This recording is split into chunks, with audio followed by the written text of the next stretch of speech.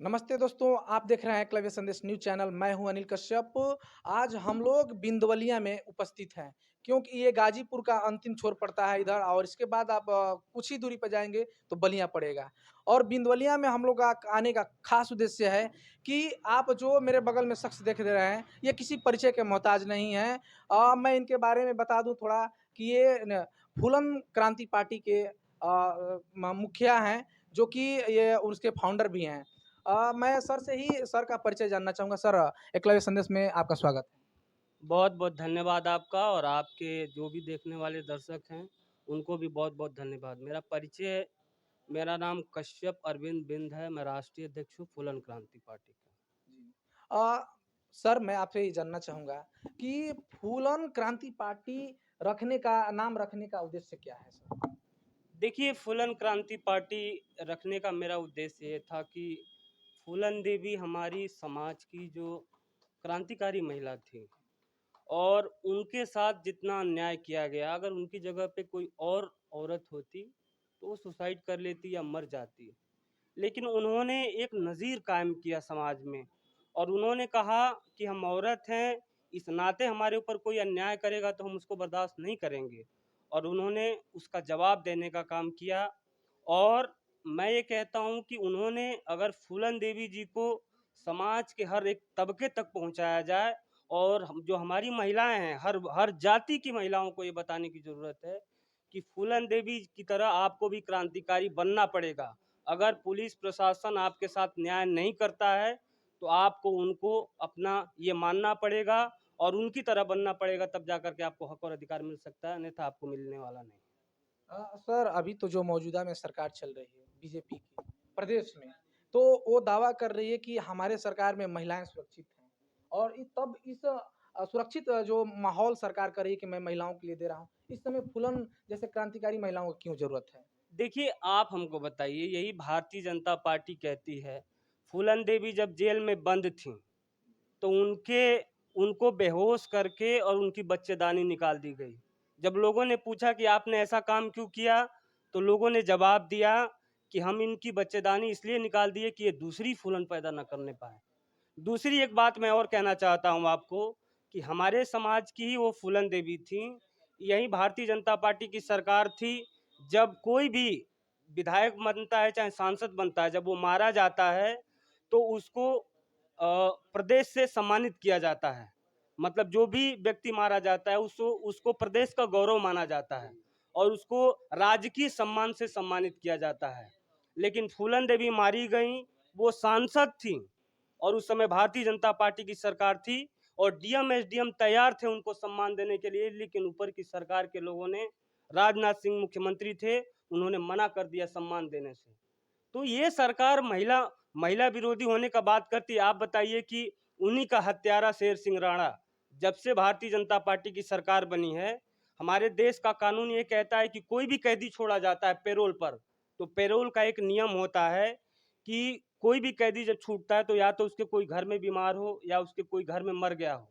और पैरोल का एक नियम होता है कि 15 से 20 दिन, 1 महीना से ज़्यादा उस कैदी को बाहर नहीं रखा जा सकता है। लेकिन जब से भारतीय जनता पार्टी 2014 से सरकार बनी है, तब से लेके आज तक शेर सिंह राणा घूम रहा है, पैरोल पे घूम रहा है।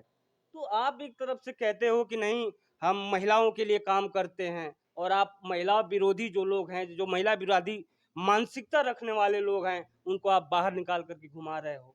तो कहीं न कहीं ये दोनों चीज़ें नहीं हो सकती। शेर सिंह राणा का आपने ज़िक्र किया, तो शेर सिंह राणा कह रहे हैं कि मैं उस केस में उन मामले में मैं नहीं हूँ। इस तरह के कई उसने बयान दिया है और कहा है कि मैंने ऐसा काम नहीं किया, मुझे फँसाया गया, चाहे जो भी है। इस तरह के कई बयान हैं, इस पे क्या कहेंगे आप? देखिए, आप हमको बताइए, एक व्यक्ति जो मीडिया में प्रेस कॉन्फ्रेंस करके कहता है कि ठाकुरों के ऊपर धब्बा थी फूलन देवी, और फूलन देवी की हत्या करके ठाकुरों के ऊपर जो दाग धब्बा लगा था, उसको मैंने साफ करने का काम किया था। ये मैंने नहीं प्रेस कॉन्फ्रेंस किया था, ये शेर सिंह राणा ने करने का काम किया था। दूसरी बात यह है कि जब आपने उनकी हत्या नहीं की तो आप जेल में क्यों थे? तिहाड़ जैसी जेल में आपको रखा गया, उन्हीं के उन्हीं के ऊपर आपको सजा हुई, उम्र कैद की सजा हुई है, तो ये दोनों बात कैसे हो सकती है? तो देखिए, मैं ये कहना चाहता हूँ कि आप इनकी मानसिकता देखो ना। ये अजीब मानसिकता के लोग हैं। अभी बिहमई में वहाँ पर शेर सिंह राणा को बुलाया गया और बुला करके और उसको क्षत्रिय गौरव से सम्मानित किया गया। आप हमको बताओ, कोई भी समाज है, मुझे तो तरस आती है ऐसे समाज के लोगों के ऊपर कि कोई भी व्यक्ति जो एक औरत को पीछे से बुर्का पहन के उसकी हत्या करता हो, क्या कोई हत्यारा किसी समाज का गौरव हो सकता है क्या? अगर उस समाज का गौरव है तो उस समाज के लिए भी दुर्भाग्य का विषय है। दूसरी बात यह है कि देखिए, हमारे देश में कानून है। अगर मैं मुंह से कह दूं तो कोई बात नहीं मानी जाएगी। हमारा देश संविधान से चलता है और हमारा देश कानून से चलता है, और उसी कानून ने तुमको सजा दी है और तुम अपने मुंह से आके कह दोगे तो क्यों तुमको हत्यारा नहीं माना जाएगा? ये दोनों चीजें नहीं हो सकती।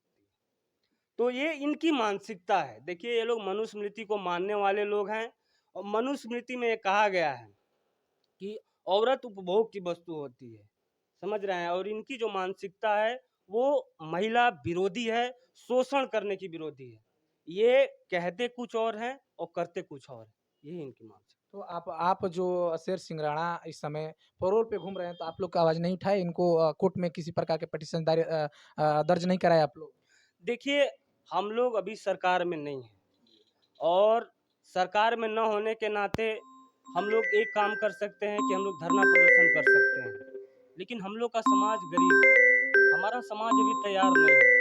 दूसरी एक चीज़ है कि भारतीय जनता पार्टी के जो भी विपक्ष में बोलता है, अगर आप कुछ लोगों को लेकर के धरना प्रदर्शन पे चल दीजिए, तो मान लीजिए हमारे ऊपर मुकदमा होगा, मुझे कोई फर्क नहीं पड़ता है, क्योंकि मैंने अपना जीवन ही समाज के लिए दे दिया है। लेकिन वो गरीब लोग जिनको आप उठा करके लेके जाओगे, उनके ऊपर मुकदमा होगा तो उनकी लड़ाई कौन लड़ेगा? तो देखिए, मैं ये मानता हूँ कि राजनीति का मतलब ये नहीं है। मैं मानता हूँ कि अगर मैं लेकर के धरना प्रदर्शन करूँ तो मेरा तो ग्राफ बढ़ सकता है, मैं राजनीति में सफल हो सकता हूँ, लेकिन समाज का क्या होगा? तो मैं ये मानता हूँ कि समाज का सही नेता कम होने का मतलब ये होता है कि हम अपने समाज को भी बचाएं और अपने मुद्दे के ऊपर लड़ाई भी लड़ें, और उसके ऊपर हम लोग काम कर रहे हैं। आपको आने वाले समय में मजबूती के साथ मजबूती के साथ ही दिखेगा आपको, समाज को बचाते हुए, और उनकी लड़ाई को मजबूती से हम लोग लड़ने का काम करेंगे। समाज की लड़ाई लड़ने के लिए एक और पार्टी है, निषाद पार्टी है। उसने भी वो भी दावा करती हैं कि मैं समाज के लिए लड़ता हूँ, समाज के लिए डॉक्टर संजय निषाद जी हैं, वो कहते हैं कि मैं समाज के लिए जीता हूँ, समाज के लिए मरता हूँ। और आज कहीं भी ना कहीं समाज के ऊपर अत्याचार होता है तो उस पे एक शब्द भी नहीं बोलते हैं। आप इस पे क्या कहेंगे? देखिए, सबसे पहले तो वो उन्होंने 2-3 चीज़ें कही थी। बहुत अच्छा सवाल आपने पूछा है। इसके ऊपर मैं विस्तृत जवाब दूँगा, थोड़ा आप समय दीजिएगा हमको। देखिए, संजय निषाद ने जो पार्टी बनाई है, निषाद पार्टी, सबसे पहले तो वो मैं कहता हूँ कि वो पार्टी ही नहीं है। इसलिए नहीं है कि आप बताओ, एक पार्टी का राष्ट्रीय अध्यक्ष भारतीय जनता पार्टी से एमएलसी है, जो पार्टी का राष्ट्रीय अध्यक्ष है, और उसी से मंत्री है। दूसरा है कि आप पार्टी बनाए हो, समाज में घूम घूम के कहते हो कि हम पार्टी बनाए हैं, तो आपका बड़ा बेटा बीजेपी से सांसद है, छोटा बेटा बीजेपी से विधायक है। तो जब आप पार्टी बनाए हो और जो दुश्मन है, जिससे आपको लड़ना है, जो आपका शोषण करने वाला है, जो आपके समाज का शोषण करने वाला है, आप उसी के घर में जाके रहोगे तो आप समाज की लड़ाई लड़ पाओगे? तो इन्होंने तो एक सिर्फ और सिर्फ पार्टी दिखा करके समाज को मूर्ख बनाने का काम किए हैं। एक बात ये कहते हैं कि हम निषाद राज लाना चाहते हैं। ये निषाद राज नहीं लाना चाहते हैं, ये परिवार राज लाना चाहते हैं, और ये ला करके दिखा दिए। बात ये है कि आप हमको बताओ, इनकी हैसियत इस चुनाव में भारतीय जनता पार्टी ने दिखाने का काम किया। भारतीय जनता पार्टी को आरक्षण पास करना था। हमारे देश का कानून ये कहता है कि किसी भी समाज को जब आरक्षण दिया जाता है तो एक कमेटी बनाई जाती है, रिपोर्ट निकाली जाती है, उसके बाद रिपोर्ट के आधार पर किसी को आरक्षण दिया जाता है। हमारे देश के कानून में, हमारे देश के संविधान में ये कहीं नहीं लिखा है कि आर्थिक आधार पर आरक्षण देना चाहिए, लेकिन भारतीय जनता पार्टी ने संविधान को ताक पर रख करके और अपने लोगों को 10% आरक्षण देने का काम किया। आप हम बताओ, इस देश में जो 70,000 रुपया कमा रहा है वो गरीब है, उसको आरक्षण मिलना चाहिए। जिसके पास 10 एकड़ जमीन है वो गरीब है, उसको आरक्षण मिलना चाहिए। लेकिन हमारे समाज के लोग नदियों के किनारे रहते हैं, बाढ़ आती है, उनका घर बह जाता है, वो बेचारे इतनी दरिद्रता में है, लेकिन उनको आरक्षण नहीं मिलना चाहिए। तो आप बताओ कि उनकी सरकार थी, उन्होंने कोई ना रिपोर्ट निकाली, ना उसके ऊपर कोई कमेटी बनाई गई, 72 घंटे के अंदर उन्होंने अपना आरक्षण पास कर लिया। आज संजय निषाद समाज में घूम के कहते हैं कि चल करके आंदोलन किया जाए, तब जाकर के हमको हमको आरक्षण मिलेगा। लेकिन आप हमको बताओ कितने फॉरवर्डों ने आंदोलन किया? एक भी फॉरवर्ड ने कहीं आंदोलन किया? सरकार बनाया, अपना अधिकार ले लिया। तो मैं ये कहना चाहता हूँ कि उनको अपना अधिकार लेना है तो 72 घंटे में ले रहे हैं, और आप आरक्षण को लेकर के हजारों लोगों के पर मुकदमे हुए, बहुत सारे लोग जेल में गए, आप उनसे मिलने तक नहीं गए। आज संजय निषाद के बेटे के वो जान से मारने की धमकी दी गई तो ये जाकर के मुख्य सचिव से मिलने चले गए लखनऊ में। लेकिन हमारे समाज के लोगों के ऊपर आरक्षण के नाम पर आज भी मुकदमे दायर है जी, लेकिन एक बार ये जाकर के पूछने का काम नहीं किए। तो आप किस तरह के नेता हो समाज में? आप समाज की ये सब बातें करते हो कि आप दावेदारी करते हो समाज की। ये मैं चुनाव में इनका मैंने भाषण सुना तो ये घूम घूम के कहते थे कि अखिलेश निषाद मारा गया, उसकी सीबीआई जांच होनी चाहिए। तो आप हमको बताओ, सीबीआई जांच कराने के लिए जब आप शासन सत्ता में हो, आज सरकार में हो, आप मंत्री हो, तो आप उसकी सीबीआई जांच क्यों नहीं करा रहे हो? आपको करानी चाहिए। तमाम ऐसे मुद्दे हैं, और छोटा छोटा 2-4 मुद्दे मैं आपको बताना चाहता हूँ। सर एक मेरा और सवाल है कि संजय निषाद जी खुले मन से कहते हैं कि निषादों में वह शिक्षा की कमी है, पढ़े लिखे कम लोग हैं। इस पर क्या कहेंगे? निषादों में पढ़े लिखे लोग नहीं हैं। देखिए, मैं ये कहना चाहता हूं कि पहले उनको एक तय कर लेना चाहिए कि सही क्या है, गलत क्या है। संजय निषाद को अगर ये पता है कि हमारा समाज अशिक्षित है, तब आरक्षण के नाम पर उनको ले जाकर के आपने आंदोलन क्यों करवाया? हजारों लोगों को जेल में क्यों डलवाया? हमारा बेटा मर गया, बहुत सारे लोग जेल में मर गए। जब आपको ये पते था कि जब समाज हमारा शिक्षित नहीं है तो आरक्षण के नाम पर समाज को मूर्ख आपने क्यों बनाया? आपने समाज को ले जाकर के रसातल में ढकेलने का काम क्यों किया जब आपको पता था? तो ये सब राजनीति करने वाले लोग, इनको समाज से कोई मतलब नहीं है। दूसरा एक चीज छोड़िए, आरक्षण को हम थोड़ी देर साइड में रख देते हैं। आप इस समय सरकार में हो, 6743 जातियां इस देश में रहती हैं, किसी जाति के नाम पर आयोग नहीं है, लेकिन मत्स्य विभाग हमारे समाज का है, जिले पर है। उसी मत्स्य विभाग में एक लोन आता है 1 करोड़ का, और 60% उसके ऊपर सब्सिडी है। यानी 1 करोड़ रुपया आपको मिलेगा तो 60 लाख रुपया आपको माफ हो जाएगा। आप हमको बताओ, संजय निषाद ने कितने 1 करोड़ के लोन बिरादरी के लोगों को दिलाया है? अगर वो दिलाए होते, आरक्षण को साइड में रख दो आप, अगर वो दिलाए होते, अगर एक जिले में 100 बच्चे को मिल जाता तो 60 लाख रुपए के मालिक हमारे बच्चे 100 बच्चे हो जाते कि नहीं हो जाते? हो जाते। लेकिन इनकी मंशा नहीं है। दूसरी बात यह है कि इन्हीं के विभाग में संजय निषाद ने स्टेटमेंट दिया कि हमारे विभाग में 70% पद खाली है। तो इनके विभाग में जो भी भर्तियां होंगी, उन भर्तियों का जो मापदंड है, इंटर पास लड़के को हम भर्ती कर सकते हैं। तो आप मंत्रालय में आप क्यों नहीं भर्ती कर रहे हो? तो देखिए, ये लोग जो हैं, इनकी मंशा सिर्फ ये है कि ये लोग समाज को बेच करके अपने परिवार को आगे बढ़ाना चाहते हैं। आप हमको बताइए, जो टिकट मिला है, इनको टिकट मिला, और टिकट जो भी टिकट मिला, ये सारे टिकट को इन्होंने बेचने का काम किया।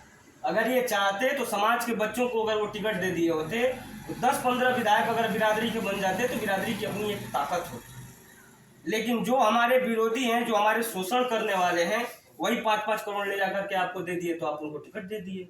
तो मैं ये कहता हूं कि आप हमको बताओ, राजनीति में विचारधारा का बड़ा महत्व होता है।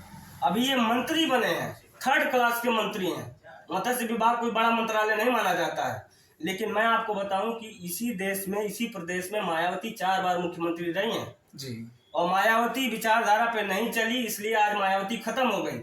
जब बहुजन समाज पार्टी बनी तो उसकी विचारधारा थी, मान्यवर कांसी राम ने कहा कि तिलक, तराजू और तलवार, इनको मारो जूते 4। यानी ये 3 जातियां हैं जो देश के सारे संसाधनों पे कब्जा करके रखी हैं। इनके पास जमीन ज्यादा है, इनके पास नौकरी ज्यादा है, इनके पास ठेकेदारी ज्यादा है, इनके पास देश का 90% संसाधन है। ये हमारी दुश्मन है, इनसे हमें लड़ाई लड़ने की जरूरत है। तो जब ये नारा चला तो ऐसा लगा कि कभी वो प्रधानमंत्री भी बनेंगे। लेकिन जैसे ही वो सरकार में गई, उन्होंने नारा बदल दिया और कहा कि हाथी नहीं गणेश है, ब्रह्मा विष्णु महेश है, पंडित शंख बजाएगा, हाथी पीछे पीछे जाएगा। और आज का पंडित शंख बजा दिया कि आज एक सीट पे आ गई हैं, वो भी अपने दम पे जीता है। आप रसड़ा से आप जानते हैं। तो मेरे कहने का सिर्फ ये मतलब है कि राजनीति विचारधारा से होती है। अगर आपके पास विचारधारा है, समय लगता है, मैं नहीं मानता हूं कि हम राजनीति की शुरुआत की और 2 साल 4 साल में हम सफल हो जाएंगे। लेकिन अगर हमारी विचारधारा सही रहेगी तो हम उस सरकार में जाएंगे, हमें दुनिया की कोई ताकत रोक नहीं सकती। सर, ये